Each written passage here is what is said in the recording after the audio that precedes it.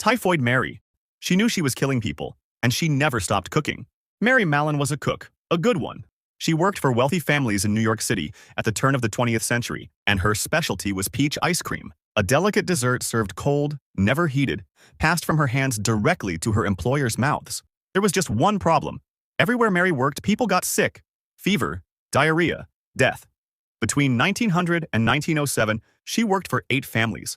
7 experienced typhoid outbreaks. But by the time anyone connected the dots, Mary had already moved on. No forwarding address, no trace. In 1906, a sanitary engineer named George Soper was hired to investigate an outbreak in Oyster Bay. 6 of 11 people in a wealthy banker's household had fallen ill. Soper traced every source: water, food, shellfish, nothing. Then he found the common thread: the cook, a tall Irish woman who had left the household shortly after the outbreak began. Soper tracked Mary down in Manhattan. He explained what he had discovered and asked for samples to prove his theory. But Mary grabbed a carving fork and chased him out of the kitchen. When authorities finally came to arrest her in 1907, it took 5 police officers and a female doctor who had to physically sit on top of her in the ambulance. During questioning, Mary admitted she almost never washed her hands. At the time, even many doctors didn't fully accept germ theory. Tests confirmed the truth. Mary was a typhoid factory. Her gallbladder was producing Salmonella typhi bacteria by the millions, and she was completely asymptomatic. She felt healthy. She looked healthy. But everything she touched with her unwashed hands became a death sentence. She was quarantined on North Brother Island for 3 years. In 1910, the health department released her on one condition: never work as a cook again. 5 years later, an outbreak erupted at Sloan Maternity Hospital in Manhattan. 25 people infected, 2 dead. Doctors, nurses, new mothers. The cook's name was Mary Brown. It was Mary Mallon. She was sent back to North Brother Island, this time for good. She spent the next 23 years in isolation, a total of 26 years of her life imprisoned without trial. She died in 1938. An autopsy found live typhoid bacteria still thriving in her gallbladder. The final count? At least 51 infections, possibly over 120. And here's what makes it unforgivable. After 1907, she knew exactly what she was. She just didn't care. The Siege of Kaffa. They didn't know they were infected. So they ran, and they brought death to an entire continent. In 1346, the Mongol Golden Horde was besieging Kaffa, a wealthy Genoese trading colony on the Crimean coast. The city had held out for nearly 3 years. Its walls were strong. Supplies arrived by sea. The Mongols couldn't break through. Then plague arrived in the Mongol camp. Soldiers began dying by the thousands. Swellings appeared in their armpits and groins. Fever followed. Then death, sometimes within hours. The army that had conquered half the known world was being destroyed by something invisible. According to the Italian notary Gabriele de Mussi, the Mongol commanders made a desperate decision. They loaded their plague dead onto trebuchets, massive siege engines capable of hurling hundreds of pounds, and launched the corpses over the walls. The defenders tried to dispose of the bodies, dragging them to the sea. But it was already too late. The infection spread inside the walls, and people started dying. The siege ended in 1347 when the Mongols, decimated by disease, finally withdrew. The Genoese had survived, but then they made the mistake that killed a continent. They fled. Hundreds of merchants, sailors, and families boarded ships bound for Constantinople, Venice, Genoa, and other Mediterranean ports. They thought they were escaping death, but they didn't realize they were carrying it with them. No one understood how plague spread. No one thought to quarantine. The concept didn't even exist yet. So infected ships sailed into the busiest ports in Europe, and sailors stumbled ashore carrying something far worse than cargo. Within months, the Black Death had reached Italy.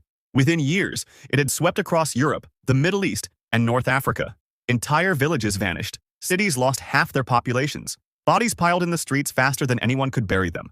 The final toll? 75 to 200 million dead. Europe lost between 30 and 60% of its entire population. The Mongols may have thrown the first bodies, but the merchants who fled Kaffa, desperate, terrified, completely unaware, carried the plague across the sea and into the heart of civilization. They weren't villains. They were survivors, and that's what made them so dangerous. The infected blood scandal. They knew the blood was infected. They had a safer version, and they chose to sell the contaminated product anyway to countries that wouldn't ask questions. In the early 1980s, hemophiliacs depended on a medication called Factor VIII to survive. Without it, even a minor injury could cause uncontrollable bleeding. The drug was revolutionary. It was also made by pooling blood plasma from up to 60,000 donors per batch.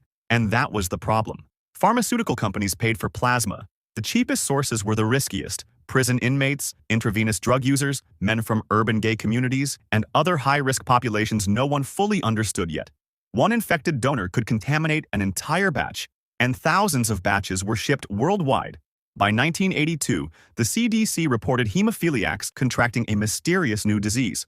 By January 1983, internal documents show Bayer's Cutter Biological Division acknowledged strong evidence that AIDS was transmitted through plasma products. By March, the CDC publicly warned that blood products appeared responsible for AIDS among hemophiliacs. In May 1983, a competitor began producing heat-treated factor VIII, a version that killed the virus. Bayer followed in February 1984, releasing the safer product in the United States and Europe.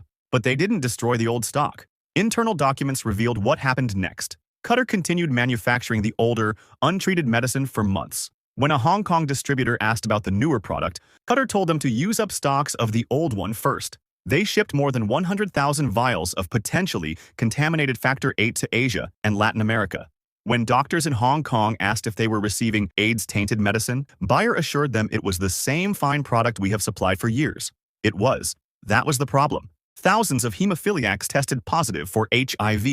In Japan, nearly all of the country's hemophiliacs with AIDS were infected through factor VIII. In the UK, over 1,200 were infected with HIV and nearly 3,000 have died. In the US, an estimated 10,000 hemophiliacs contracted HIV, including Ryan White, a 13-year-old who became the face of the epidemic before dying at 18. The companies paid hundreds of millions in settlements. No executive went to prison. Dr. Sidney Wolfe, who investigated the industry for decades, called the internal documents the most incriminating pharmaceutical industry documents I have ever seen. They had the safer product, but they made a choice, and they shipped death to whoever couldn't say no. The Spanish flu. The deadliest pandemic in history didn't start in Spain. It started in Kansas, and the U.S. government knew soldiers were getting sick, but shipped them overseas anyway. In January 1918, a mysterious respiratory illness appeared in Haskell County, Kansas. Local doctor Loring Minor was alarmed enough to warn the U.S. Public Health Service, but his warning was ignored. 2 months later, on March 4th, an Army cook named Albert Gitchell reported to the infirmary at Camp Funston, a military training base in Kansas. He had a fever, sore throat, and aching muscles. Within a week, 522 soldiers at the camp were sick. The timing couldn't have been worse. The United States had just entered World War I. Hundreds of thousands of young men were being shipped to Europe, and the virus traveled with them. By April, the disease had reached France. By May, it had spread across Europe. And by summer, it had circled the globe. But no one knew how bad it really was. The US, Britain, France, and Germany were all censoring their newspapers to maintain wartime morale. Any report of mass illness among troops was suppressed. Spain, which was neutral in the war, had no such censorship. So when Spanish newspapers reported the outbreak, the world assumed that's where it started. They called it the Spanish flu. But it was a lie that stuck. The first wave was mild. The second wave, in the fall of 1918, was catastrophic. The virus had mutated. Victims developed fevers and struggled to breathe. Their skin turned blue, then purple, then black as oxygen left their bodies. Doctors called it the Purple Death. Patients drowned in their own fluids, sometimes within hours of showing symptoms. And unlike normal influenza, this strain killed the young and healthy. People aged 20 to 40 died at the highest rates, their own immune systems turning against them in what scientists now call a cytokine storm. In Philadelphia, city officials ignored warnings and held a massive parade on September 28th.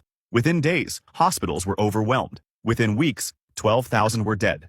By the time it was over, the Spanish flu had infected 1/3 of the world's population, 500 million people. Death toll estimates range from 25 to 100 million, more than World War I, World War II, Korea, and Vietnam combined. The war killed 17 million.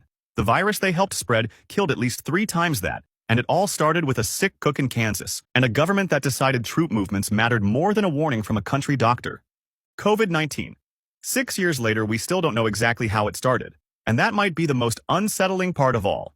In late December 2019, a 34-year-old ophthalmologist named Li Wenliang noticed something alarming at Wuhan Central Hospital. Patients were arriving with a mysterious pneumonia that didn't respond to treatment. Lab results showed a coronavirus similar to SARS, the virus that had nearly caused a pandemic in 2003.